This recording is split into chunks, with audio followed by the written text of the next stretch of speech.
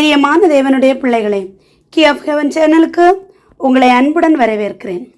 நம்முடைய வேதாகமத்திலிருந்து தினமும் ஒரு அதிகாரம் வாசித்து கேட்கலாம் வாங்க. இன்றைய தினம் ஆதியாகமம் அதிகாரம் 20.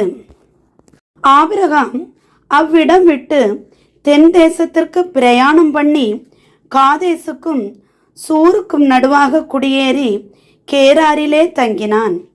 அங்கே ஆபிரகாம் தன் மனைவியாகிய சாராளை தன் சகோதரி என்று சொன்னதினாலே கேராரின் ராஜாவாகிய அபிமெலேக்கு ஆள் அனுப்பி சாராளை அழைப்பித்தான்.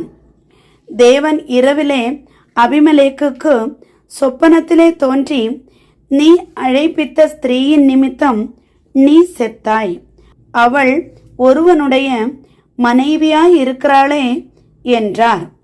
அபிமெலேக்கு அவளை சேராதிருந்தான். ஆகையால் அவன், ஆண்டவரே, நீதியுள்ள ஜனங்களை அழிப்பீரோ? இவள் தன் சகோதரி என்று அவன் என்னோடே சொல்லவில்லையா? அவன் தன் சகோதரன் என்று இவளும் சொன்னாளே. உத்தம இருதயத்தோடும் சுத்தமான கைகளோடும் இதை செய்தேன் என்று சொன்னான். அப்பொழுது தேவன், உத்தம இருதயத்தோடே நீ இதை செய்தாய் என்று நான் அறிந்திருக்கிறேன். நீ எனக்கு விரோதமான பாவம் செய்யாதபடிக்கு உன்னை தடுத்தேன். ஆகையால் நீ அவளை தொட நான் உனக்கு இடம் கொடுக்கவில்லை. அந்த மனுஷனுடைய மனைவியை அவனிடத்திற்கு அனுப்பிவிடு. அவன் ஒரு தீர்க்கதரிசி. நீ பிழைக்கும்படிக்கு அவன் உனக்காக வேண்டுதல் செய்வான்.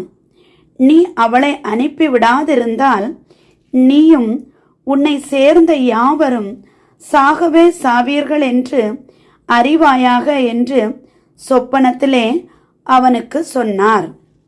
அபிமெலேக்கு அதிகாலையில் எழுந்து தன் ஊழியக்காரரையெல்லாம் அழைப்பித்து இந்த சங்கதிகளை எல்லாம் அவர்கள் கேட்கும்படி சொன்னான். அந்த மனுஷர் மிகவும் பயந்தார்கள். அப்பொழுது அபிமெலேக்கு ஆபிரகாமை அழைப்பித்து, நீ எங்களுக்கு என்ன காரியம் செய்தாய்? நீ என் மேலும் என் ராஜ்யத்தின் மேலும் கொடிய பாவம் சுமர பண்ணுகிறதற்கு உனக்கு நான் என்ன குற்றம் செய்தேன்? செய்யத்தகாத காரியங்களை என்னிடத்தில் செய்தாயே என்றான். பின்னும் அபிமெலேக்கு ஆபிரகாமை நோக்கி, என்னத்தை கண்டு நீ இந்த காரியத்தை செய்தாய் என்றான்.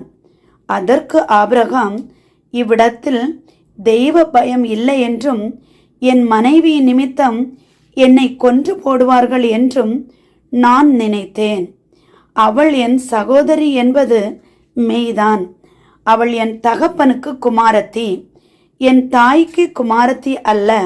அவள் எனக்கு மனைவியானாள். என் தகப்பன் வீட்டை விட்டு தேவன் என்னை தேசாந்தரியாய் திரியும்படி செய்த போது நான் அவளை நோக்கி, நாம் போகும் இடமெங்கும் நீ என்னை சகோதரன் என்று சொல்வது நீ எனக்கு செய்ய வேண்டிய தயை என்று அவளிடத்தில் சொல்லியிருந்தேன் என்றான். அப்பொழுது அபிமெலேக்கு ஆடு மாடுகளையும் வேலைக்காரரையும் வேலைக்காரிகளையும் ஆபிரகாமுக்கு கொடுத்து அவன் மனைவியாகிய சாராளையும் அவனிடத்தில் திரும்ப ஒப்புவித்தான். பின்னும் அபிமெலேக்கு, இதோ என் தேசம் உனக்கு முன்பாக இருக்கிறது, உன் பார்வைக்கு சம்மதியான இடத்திலே குடியிரு என்று சொன்னான். பின்பு சாராளை நோக்கி, உன் சகோதரனுக்கு 1000 வெள்ளிக்காசு கொடுத்தேன். இதோ உன்னோடு இருக்கிற எல்லார் முன்பாகவும் மற்ற யாவர் முன்பாகவும் இது உன் முகத்து முக்காட்டுக்காவதாக என்றான். இப்படி அவள் கடிந்து கொள்ளப்பட்டாள். ஆபிரகாமுடைய மனைவியாகிய சாராளின் நிமித்தம் கர்த்தர் அபிமெலேக்குடைய வீட்டாரின் கற்பங்களை எல்லாம் அடைத்திருந்தபடியால் ஆபிரகாம் தேவனை நோக்கி வேண்டிக் கொண்டான். அப்பொழுது தேவன் அபிமெலேக்கையும் அவன் மனைவியையும் அவன் வேலைக்காரிகளையும் குணமாக்கி பிள்ளை பெறும்படி அனுக்கிரகம் பண்ணினார். ஆமேன். பிரியமான தேவனுடைய பிள்ளைகளே, இன்றைய தினம் வாசிக்க கேட்ட தினமும் ஒரு அதிகாரம் உங்களுக்கு பிடித்திருந்தால் நீங்க நம்ம சேனலுக்கு சப்ஸ்கிரைப் பண்ணி ஃபாலோ பண்ணுங்க. ஆண்டவர் நம் அனைவரையும் ஆசீர்வதித்து காப்பாராக. ஆமேன்.